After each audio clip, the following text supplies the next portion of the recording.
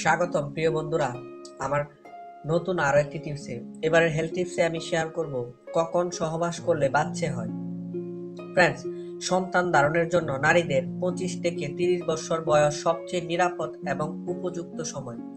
এর নিচে ও উপরে ঝুঁকি বাড়তে থাকে। গর্ভধারণের ঠিক সময়টা নির্ভর করে নারীর মাসিক ঋতুচক্রের উপর।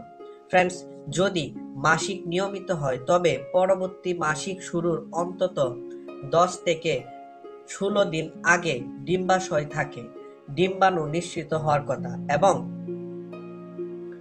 এই সময়টুকু সবচেয়ে উর্বর সময়। মেয়েরা এটা পরিপূর্ণ বয়সে পদার্পণ করলে মাসিক শুরু হয়। বিশেষ করে দক্ষিণ অঞ্চলের অর্থাৎ লবণাক্ত অঞ্চলের মেয়েদের মাসিক তাড়াতাড়ি শুরু হয়। মেয়েদের মাসিকের সময় যৌন মিলন করলে গর্ভধারণের সম্ভাবনা থাকে না, তবে এই সময়ে শারীরিক মিলন বা যৌন মিলন থেকে বিরত থাকাই ভালো। বৈজ্ঞানিক ভিত্তিতে জানা যায়, পিরিয়ড হওয়ার 7 দিন আগে ও পরের সময়ে শারীরিক মিলন করলে গর্ভধারণের সম্ভাবনা কম থাকে, এবং এর মাঝামাঝি সময়গুলোতে গর্ভধারণের সম্ভাবনা অনেক বেশি থাকে। তাই আপনাদেরকে যে কাজটি করতে হবে সেটি হলো, আপনার সঙ্গিনীর যেদিন পিরিয়ড হবে বা মাসিক হবে, মাসিক হওয়ার প্রথম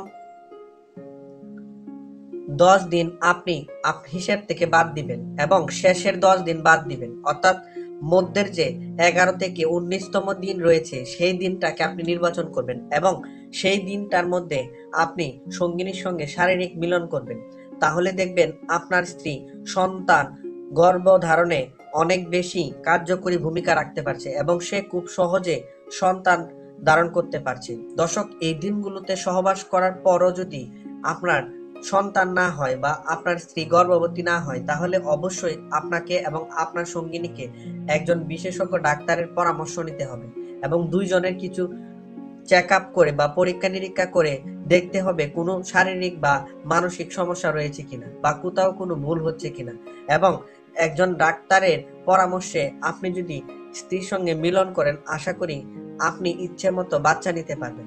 প্রিয় দর্শক, আজ তাহলে এ পর্যন্তই।